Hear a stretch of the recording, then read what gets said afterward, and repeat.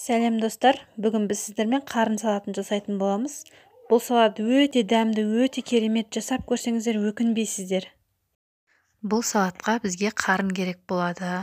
Барлығын соломка етіп турайсыздар. Қызыл болгар бұрышы, сәбізді теркадан өткіздім.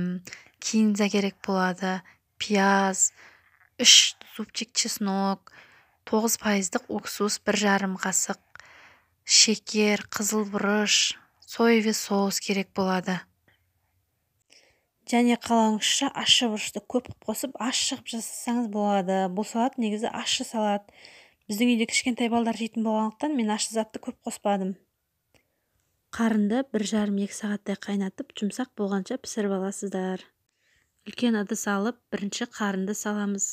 Оның үстіне теркадан өткізілген сәбізімізді саламыз.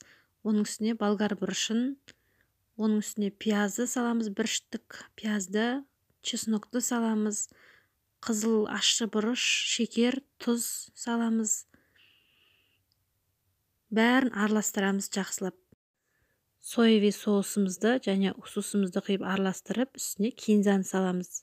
Сковородкаға қызып тұрған майға 1 бас пиязды салып, қып-қызыл қылып қуырып аламыз.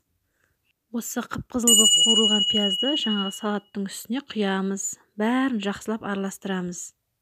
Міне достар, біздің қарын салатымыз дайын болды. Жасап көрсеңіз еш өкінбейсіз, өте дәмді салат. Подписка жасап, лайк басудан ұмытпайық достар.